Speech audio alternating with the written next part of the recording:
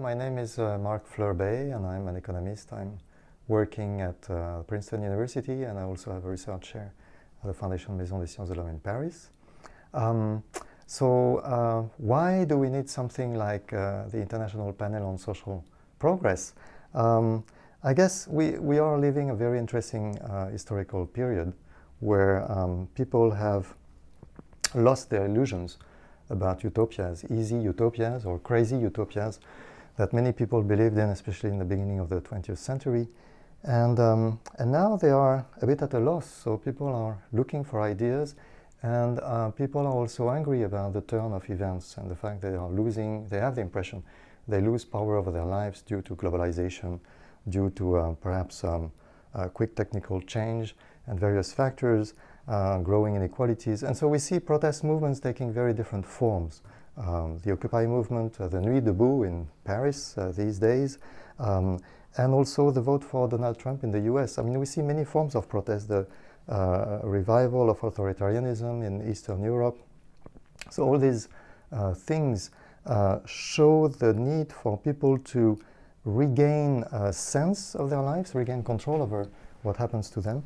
And so we think that the researchers, the scholars, can bring something to this situation, because we have observed a lot of investment in research, especially since World War II, and a big corpus has been assembled in economics, philosophy, and social sciences in general, which makes us much more able to talk about the virtues and the flaws, the potential failures, both of market institutions and of government intervention.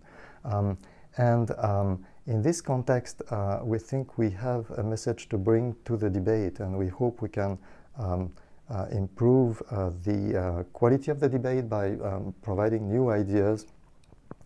At the same time, we believe that providing such an input for the political debate requires a collective work on our behalf, because there is so much specialization. Every discipline is branching into sub-disciplines and small theories. So we need a collective effort to pull that together and make it digestible to ordinary people and decision makers, all sorts of actors and change makers in society. And therefore, the goal that we try to achieve through assembling such a panel on social progress is to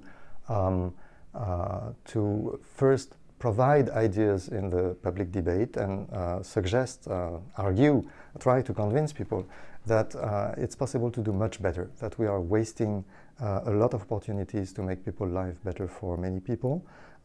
We are really screwing it up in many ways, and not just because of the ill will of corrupted elites, but also because we don't just seize the good ideas that are around and that are available.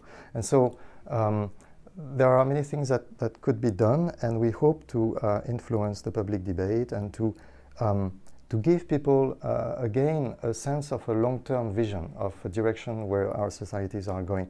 Perhaps not a simplistic sense of utopia as we had before. There is no predetermined direction of history. We just want to show that there are possibilities, and not to try to tell people that there is one predetermined history that they just have to follow and to abide by. So that's the goal we are trying to achieve. Another goal we are trying to achieve is also to make research itself more relevant to people. A lot of the research is focused on the immediate challenges, which are of course very relevant, but it's also important to encourage researchers to think more about the long-term problems and the structural changes. So philosophers, for instance, talk about social justice, but the other social sciences don't really explore in much detail how to construct a social justice, a socially just society in a concrete way. And so encouraging research toward the long term and the structural changes that would bring about social justice is another of these goals. How can we concretely try to implement these things? So IPSP started by just a network of colleagues talking about the fact that it would be great to have such a panel. And then very quickly we got support from key institutions, the Foundation Maison des Sciences de l'Homme and Collège d'Études Mondiales in Paris, and also Princeton University. And on both sides we got institutional support and also funding for starting the operations. And then very quickly colleagues assembled, joined the committees, and accepted to become authors. So we now have more than 260 authors writing this report. And we want to not only publish this big report that, to be realistic, perhaps not many people will read in full because it will be more than 2,000 pages, but we also want to produce a small book that will accompany it and that will really explain things in a more accessible way, as well as talks, videos, and documentaries and other products that will be on the web or accessible in easier ways.